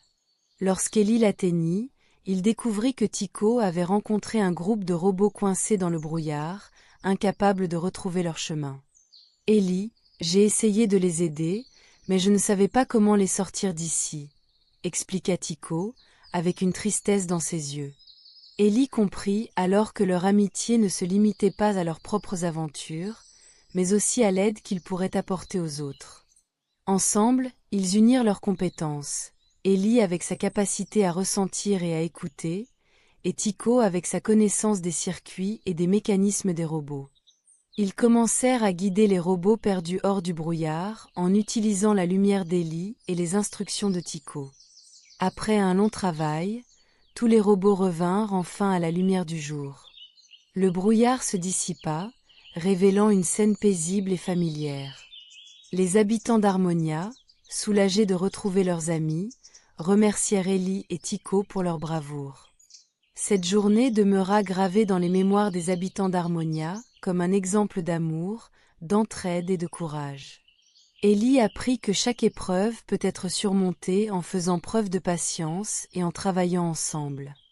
Les amitiés peuvent franchir les frontières, qu'elles soient humaines ou robotiques, et que chacun a des forces uniques à partager. Et ainsi, Ellie et Tycho continuèrent à vivre des aventures sur leur belle île, sachant que peu importe les obstacles, ils pouvaient toujours compter l'un sur l'autre. Leçon de vie, l'entraide et la collaboration sont essentielles pour surmonter les défis. En unissant nos forces, nous pouvons aider ceux qui en ont besoin et rendre le monde meilleur. Titre: L'oiseau magique. Il était une fois, dans un village entouré de forêts luxuriantes et de rivières scintillantes, une jeune fille nommée Clara. Clara adorait la nature et passait ses journées à explorer les sentiers boisés, à écouter le chant des oiseaux et à observer les animaux. Un jour, alors qu'elle se promenait près d'une petite clairière, elle entendit un chant mélodieux. Intriguée, elle s'approcha et découvrit un oiseau aux plumes chatoyantes qui semblait blessé. L'oiseau avait un œil triste et ses ailes étaient ternes. Clara s'accroupit et tendit la main vers lui. « Ne t'inquiète pas, petit ami, je vais t'aider, » murmura-t-elle. À sa grande surprise, l'oiseau, qui s'appelait Pipo, se laissa approcher. Il lui expliqua qu'il faisait partie d'une espèce en danger, les alcyons d'émeraude, et que leur habitat était menacé par la déforestation et la pollution des rivières. Clara, touchée par l'histoire de Pipo, s'engagea à l'aider. Ensemble, ils formèrent un plan pour sauver l'habitat de l'oiseau et de sa famille. Clara commença par sensibiliser les habitants de son village à la situation critique des alcyons. Elle organisa des réunions où elle expliquait l'importance de préserver les forêts et de protéger la faune. L'invitation de Pipo au village, lors d'un événement communautaire, attira l'attention de tous. Beaucoup de villageois furent émus par le chant de Pipo et décidèrent de s'impliquer. Clara et ses amis commencèrent à planter des arbres, à nettoyer les rivières et à créer des espaces protégés pour les animaux. Ils travaillèrent ensemble, transformant l'enthousiasme en action. Pipo, bien qu'il ne pouvait pas parler, observait avec joie et encouragement la détermination de Clara et de ses camarades. Après plusieurs mois d'efforts inlassables, la forêt commença à retrouver sa splendeur. Les arbres poussaient fièrement, des fleurs colorées fleurissaient de partout, et l'eau de la rivière brillait à nouveau. Les alcyons d'émeraude revinrent peu à peu, et Pipo, ravi, pouvait à nouveau voler librement parmi eux. Un jour, alors que le soleil se couchait sur leur belle forêt, Pipo se posa sur l'épaule de Clara. « Merci Clara, » dit-il d'une voix douce, « sans toi et les villageois, nous aurions peut-être disparu à jamais. Tu as appris à tout le monde que chaque petit geste compte pour protéger notre terre. » Clara sourit, le cœur rempli de joie. Elle avait appris une leçon précieuse. Ensemble, même des actions petites peuvent avoir un impact énorme. Elle sut que la collaboration et le respect de la nature étaient essentiels pour préserver leur monde. Et ainsi, Clara et Pipo, bien plus que de simples amis, devinrent les gardiens de la forêt, veillant à ce que chaque créature puisse vivre en harmonie dans leur précieux habitat. Leçon de vie, chaque petite action compte. En unissant nos forces et en sensibilisant ceux qui nous entourent, nous pouvons protéger notre planète et toutes les merveilles qui y vivent. Titre: La course de l'amitié. Il était une fois, dans une forêt verdoyante, une tortue nommée Tilly et un lièvre nommé Hugo. Tilly était connu pour sa lenteur, mais aussi pour sa patience et sa sagesse. Hugo, en revanche, était le lièvre le plus rapide de la forêt, mais il avait tendance à être un peu arrogant et imprévisible. Un jour, un grand événement fut annoncé, la course annuelle de la forêt, où tous les animaux pouvaient participer pour prouver leur talent. Hugo était déterminé à gagner cette course, sûr de sa vitesse. Cependant, Tilly, bien que consciente de sa lenteur, rêvait de terminer la course. Elle voulut s'inscrire, mais elle craignait de ne pas avoir sa place parmi les plus rapides. Hugo, en entendant les pensées de Tilly, eut une idée. « Pourquoi ne formerions-nous pas un pacte ?» proposa-t-il. « Tu es lente, mais tu es persévérante et réfléchie. Je pourrais m'entraîner avec toi, et en retour, tu pourrais me donner quelques conseils sur la façon de rester concentrée et de ne pas me laisser distraire. » Tilly, surprise par la proposition mais ravie, accepta. Ensemble, ils commencèrent leur séance d'entraînement. Hugo était rapide, mais pas toujours précis. Il avait l'habitude de varier son chemin, distrait par les fleurs, les papillons et les autres animaux. Tilly, en revanche, avait une approche plus méthodique. Elle planifiait leur parcours avec soin, s'assurant qu'ils s'entraînaient régulièrement et avec constance. Durant leurs entraînements, Hugo apprit la valeur de la patience. Il réalisa qu'être rapide ne suffisait pas, surtout sans un plan. En retour, Tilly gagna en confiance et en endurance grâce aux conseils de Hugo. Elle comprit qu'il était important de se fixer des objectifs et de travailler dur, même si cela prenait du temps. Le jour de la course arriva. Tous les animaux s'étaient rassemblés, emplis d'excitation. Hugo était persuadé qu'il gagnerait facilement. Dès le départ, il s'élança à toute allure, laissant Tilly derrière lui. Mais au fur et à mesure que la course progressait, il se souvint de leurs entraînements. Mid-course, il décida de ralentir légèrement pour prendre le temps d'admirer le paysage. En grignotant quelques baies sur le chemin, il discuta avec d'autres animaux. Pendant ce temps, Tilly avançait à son rythme, déterminée à terminer la course. Elle se remémora les leçons d'Hugo sur la concentration et se concentra sur elle-même, sans se soucier de la vitesse des autres. À un moment donné, Hugo réalisa qu'il avait pris du retard. En apercevant Tilly qui avançait avec détermination, il se mit à courir, mais il était trop tard. Tilly, soutenue par leur pacte et son entraînement assidu, traversa la ligne d'arrivée juste avant lui. Les autres animaux applaudirent Tilly pour sa persévérance et sa bravoure. Hugo, bien qu'un peu déçu, sourit sincèrement à Tilly et la félicita. « Tu as prouvé que la vitesse ne fait pas tout. La détermination, la patience et la préparation comptent aussi, » dit-il. La leçon de cette histoire, la vitesse n'est pas toujours synonyme de réussite. Parfois, la patience et la persévérance sont les plus grandes vertus. En unissant nos forces, nous pouvons apprendre les uns des autres et réaliser nos rêves, quels qu'ils soient. Titre: La fée maladroite et le sorcier de la forêt. Il était une fois, dans une forêt enchantée pleine de merveilles et de magie, une jeune fée nommée Lila. Contrairement à ses amis, qui maîtrisaient parfaitement leur pouvoir, Lila était connue pour sa maladresse. Elle se mettait souvent dans des situations cocasses, ce qui la faisait rougir et lui valait des moqueries. Mais Lila avait un cœur pur, et l'amour qu'elle portait à la forêt et à ses habitants était immense. Un jour, une ombre menaçante s'étendit sur la forêt. Un sorcier maléfique, Morgoth, avait décidé de s'approprier les pouvoirs magiques de la forêt pour réaliser ses sombres desseins. Les arbres commencèrent à se flétrir, les fleurs perdirent leurs couleurs éclatantes, et les animaux, terrifiés, se cachèrent. Les fées, réunies autour de leur ancienne sagesse, décidèrent qu'il fallait agir. Mais, face à la puissance de Morgoth, chacune avait peur d'échouer. C'est alors que Lila, en entendant leur chuchotement désespéré, s'avança et proposa une idée. « Et si nous unissons nos compétences ? Ensemble, nous pourrions être plus fortes. » Ses amis la regardèrent avec scepticisme. Certaines sourirent, prêtes à l'encourager, tandis que d'autres restèrent dubitatives. Quoi qu'il en soit, toutes acceptèrent de lui donner une chance. Lila invita ses amis à réfléchir à leurs talents. Isabelle, la fée des Lumières, pouvait créer des étincelles chatoyantes. Nola, la fée des plantes, pouvait faire fleurir des herbes magiques. Et enfin, Clara, la fée des saisons, pouvait appeler des rafales de vent. Ensemble, elles pourraient conjurer un puissant sort pour repousser le sorcier. Le lendemain, armées de courage, les fées se rassemblèrent au cœur de la forêt. Lila, un peu nerveuse, se mit au centre du cercle formé par ses amis.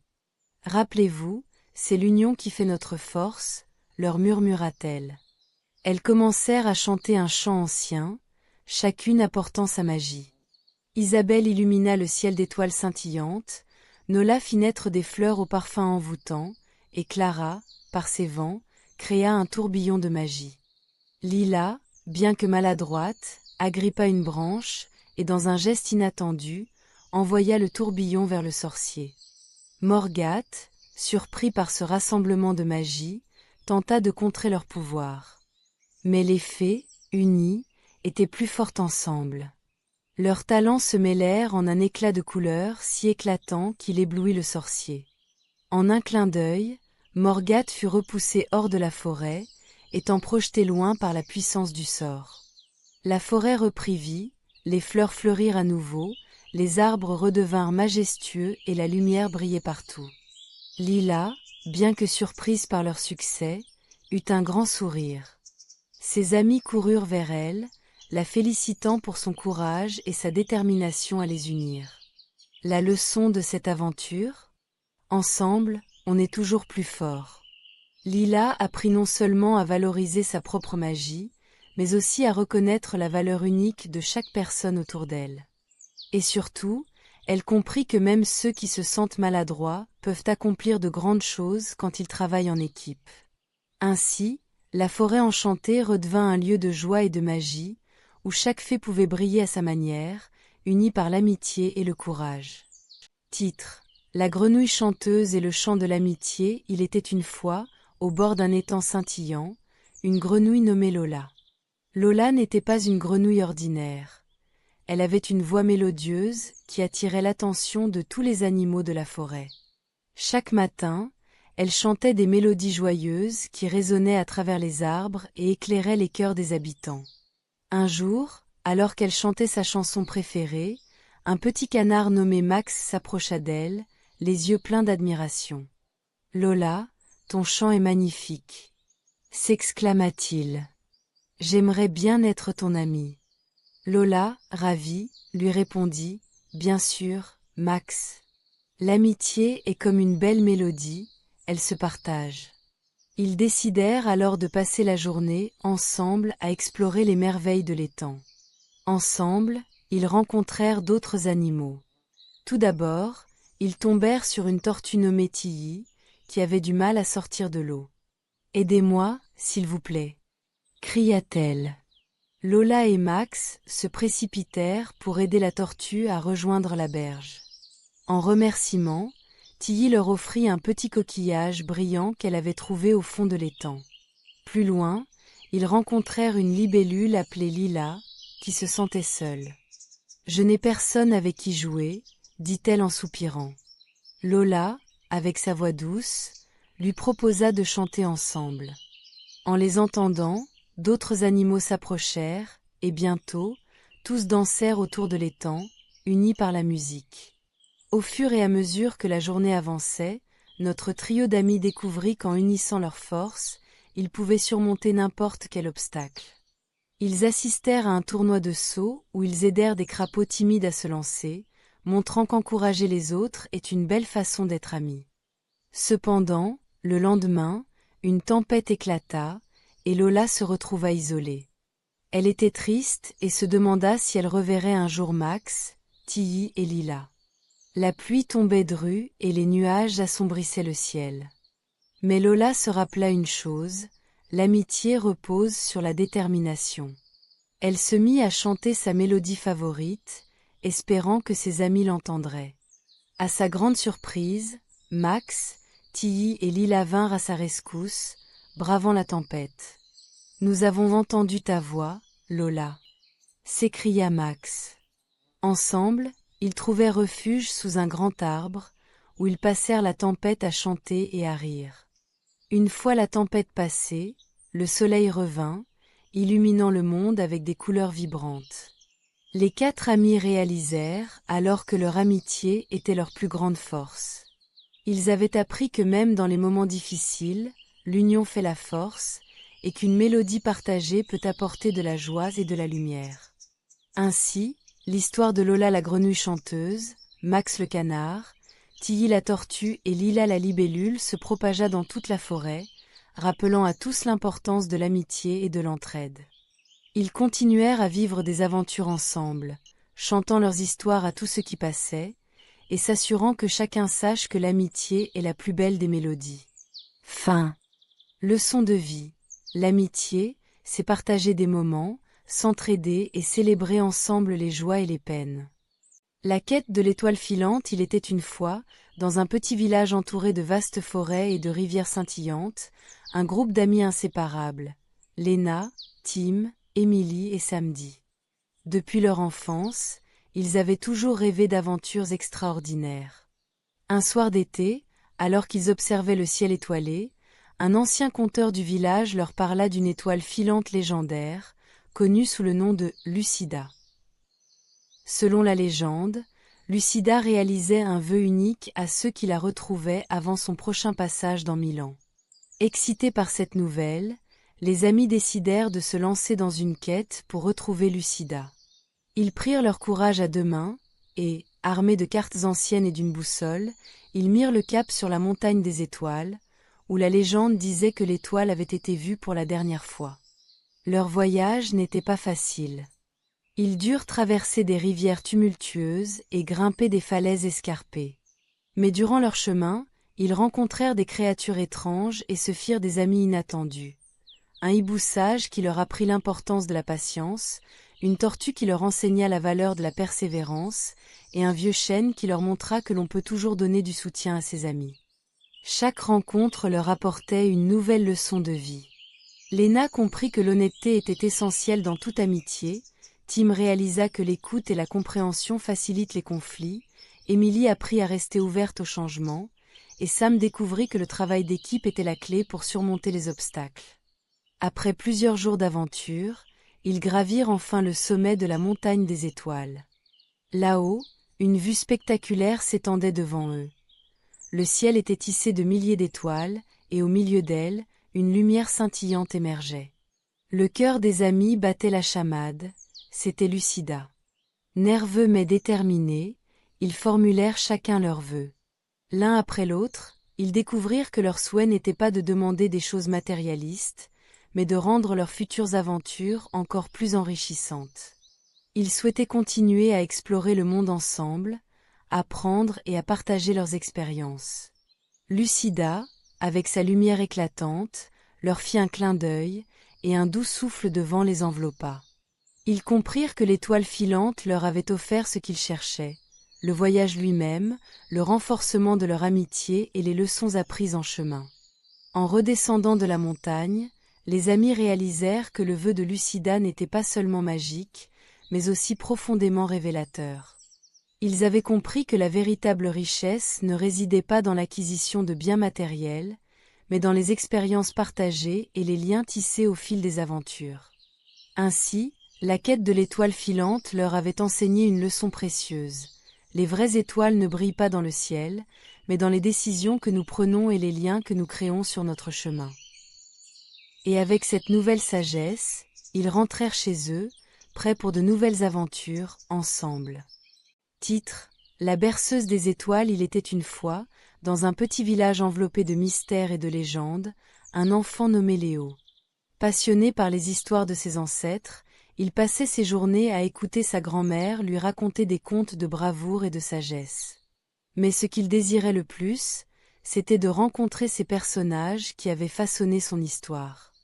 Une nuit, alors qu'il contemplait le ciel étoilé, une étoile filante traversa le firmament. En un éclair, une douce mélodie emplie de rêves s'éleva dans l'air. C'était une berceuse enchantée, chantée par l'étoile elle-même. Fasciné, Léo prononça un vœu, rencontrer ses ancêtres. Soudain, le monde autour de lui se mit à scintiller, et il fut enveloppé d'une lumière dorée. Quand il ouvrit les yeux, il se trouva dans un champ verdoyant, sous un soleil éclatant. À ses côtés, une vieille dame l'observait avec bienveillance. C'était son ancêtre, Élise, une courageuse paysanne du Moyen Âge. Élise accueillit Léo à bras ouverts et lui expliqua que, par l'intermédiaire de l'étoile filante, il avait le pouvoir de voyager dans le temps. Ensemble, ils visitèrent des moments historiques marquants de la vie de sa famille. Léo rencontra Jacques, un vaillant soldat qui se battait pour la liberté, et Margot, une sage-femme qui aidait les femmes du village.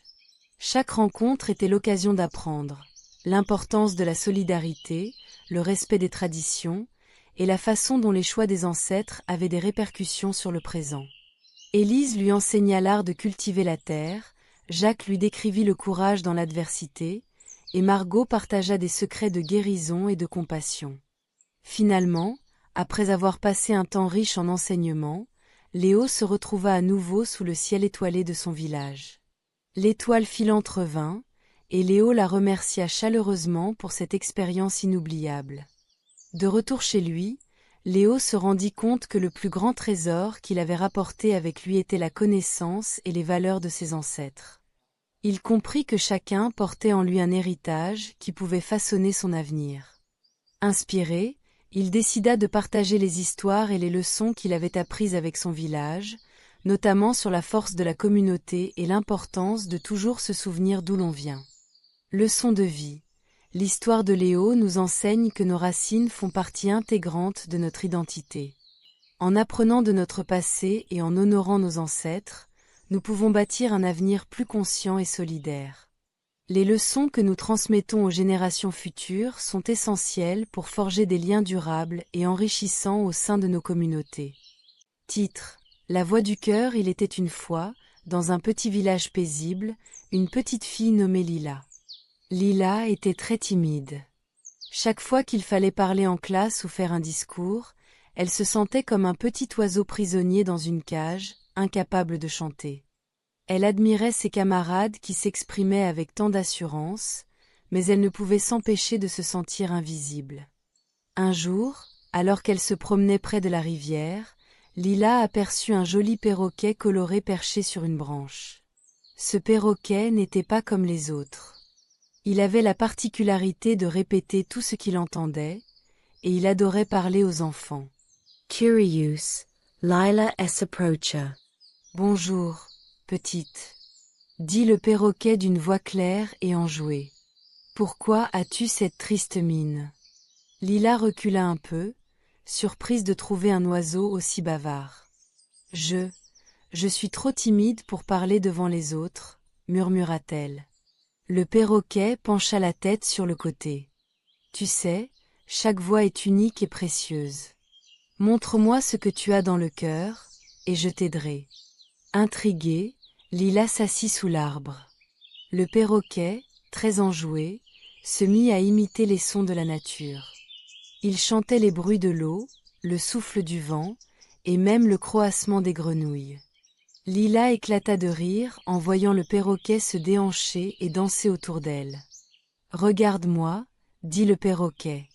Je ne suis qu'un simple oiseau, mais je chante chaque jour comme si c'était le dernier. Toi aussi, tu peux partager ta voix. Tu as des choses incroyables à dire. » Lila sentit une chaleur dans son cœur.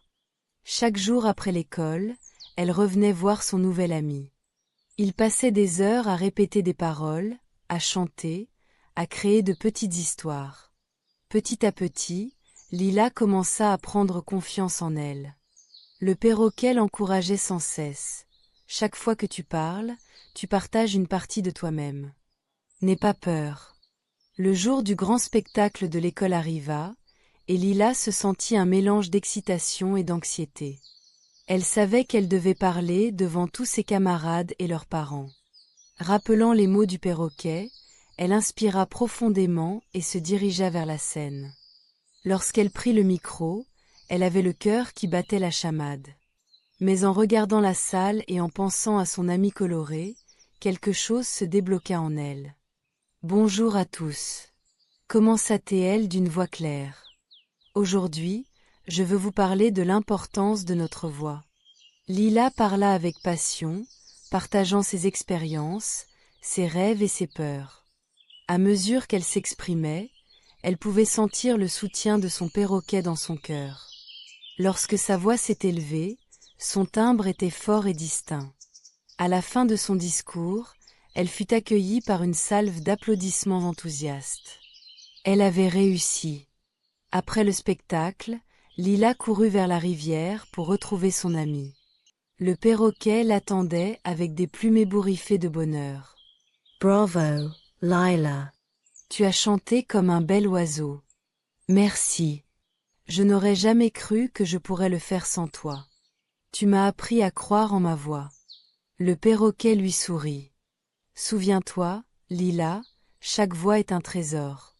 N'aie jamais peur de l'exprimer. » Et depuis ce jour, Lila parla avec confiance, non seulement en public mais aussi dans sa vie quotidienne. Elle exprima son avis, partagea ses idées et encouragea les autres à le faire aussi, prouvant que chacun a quelque chose de précieux à dire. Leçon de vie, ne laissez jamais la peur vous priver de votre voix.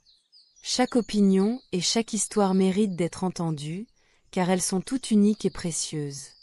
Titre: La clé des rêves. Il était une fois un petit garçon nommé Léon, qui vivait dans un petit village au bord d'une forêt dense. Léon était curieux, plein d'imagination et adorait écouter les histoires que lui racontait sa grand-mère au coin du feu. Un jour, en explorant le grenier poussiéreux, Léon découvrit une vieille clé en fer forgé, ornée de motifs mystérieux, qui semblait scintiller sous les rayons du soleil. Intrigué, Léon décida de l'emporter avec lui. En se promenant près du vieux chêne, il remarqua une petite porte dissimulée derrière des buissons denses. N'écoutant que son courage, il inséra la clé dans la serrure. À sa grande surprise, la porte s'ouvrit dans un grincement mystérieux, révélant un monde enchanteur où les couleurs scintillaient et où les animaux parlaient. Dans ce monde, Léon rencontra une petite fée nommée Clara, qui le guida à travers des paysages merveilleux, allant de forêts lumineuses à des rivières d'argent. Chaque fois qu'il ouvrait une nouvelle porte avec sa clé magique, Léon découvrait des leçons précieuses sur l'amitié, le courage et la créativité. Dans le royaume des nuages, il aida un petit nuage triste à retrouver sa forme joyeuse. En écoutant les histoires des autres, il comprit que chacun avait ses propres préoccupations. Dans le jardin des étoiles, il apprit l'importance de rêver et de croire en soi lorsqu'il aida une étoile filante à réaliser son souhait. Cependant, après plusieurs aventures fascinantes, Léon ressentit un vide dans son cœur. Bien que ces mondes soient magiques, il commença à réaliser que ses amis, sa famille et son village lui manquaient. Un soir, alors qu'il contemplait une mer d'étoiles brillantes, Léon demanda à Clara comment retourner chez lui. La fée sourit doucement et lui dit : « La vraie magie réside dans ce que nous avons appris et dans l'amour que nous partageons.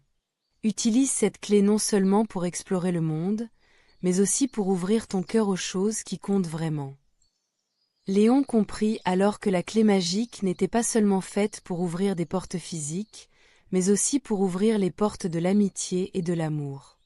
Il remercia Clara et, avec une dernière vague, il emprunta le chemin du retour. De retour dans son village, Léon réalisa que chaque aventure, tous les amis qu'il avait rencontrés et chaque leçon apprise avaient enrichi son cœur. Il partagea ses histoires avec les autres enfants, leur montrant que la magie réside également dans les moments simples de la vie quotidienne. Leçon de vie. Parfois, les plus grandes aventures se trouvent non pas dans des mondes enchantés, mais dans les relations que nous tissons et dans l'amour que nous partageons. L'imagination peut nous mener très loin, mais c'est notre connexion avec les autres qui crée des souvenirs durables. Titre : La montre magique. Il était une fois une petite fille nommée Émilie, qui vivait dans un petit village entouré de collines verdoyantes. Émilie était curieuse de tout, surtout de l'histoire de sa famille. Elle avait souvent entendu sa mère parler de son arrière-grand-mère, une femme courageuse qui avait surmonté de nombreuses épreuves. Un jour, en fouillant dans le grenier, Émilie tomba sur une vieille montre à gousset appartenant à son père. La montre brillait d'un éclat mystérieux, et Émilie se sentit soudain envahie par le désir de l'explorer. En l'ouvrant, elle découvrit une inscription gravée : « Le passé révèle les racines, le présent éclaire le chemin. Intriguée, Émilie tourna la molette de la montre. Soudain, un tourbillon de lumière l'enveloppa, et avant qu'elle ne puisse réaliser ce qui se passait, elle se retrouva dans une pièce fraîche et lumineuse, remplie de meubles anciens. Une femme au regard vif et à la chevelure grisonnante l'accueillit, c'était sa arrière-grand-mère, Marie. « Bienvenue, ma petite Émilie. »« Je t'attendais, » dit Marie avec un sourire. « Je sais pourquoi tu es ici. » Émilie était émerveillée. Elle découvrit que son arrière-grand-mère avait vécu à une époque où les femmes n'avaient pas toujours les mêmes droits que les hommes. Marie partagea avec elle des histoires de courage et de détermination, racontant comment elle avait participé à des réunions pour défendre les droits des femmes. Émilie écoutait attentivement, réalisant à quel point elle lui ressemblait. Après un moment, la montre se mit à vibrer dans sa poche. Émilie comprit qu'il était temps de partir. En tournant à nouveau la molette, elle fut transportée dans le passé encore une fois, cette fois chez son arrière-arrière-grand-père, qui luttait pour protéger son village d'une inondation. Il lui enseigna l'importance de la solidarité et de l'entraide dans les moments difficiles. Émilie reprit la montre et, en tournant la molette une dernière fois, se retrouva de retour chez elle. Son cœur battait la chamade, empli de nouvelles connaissances et d'un profond attachement à ses ancêtres. Le lendemain, Émilie décida d'organiser une petite réunion avec ses amis pour partager ses histoires de famille.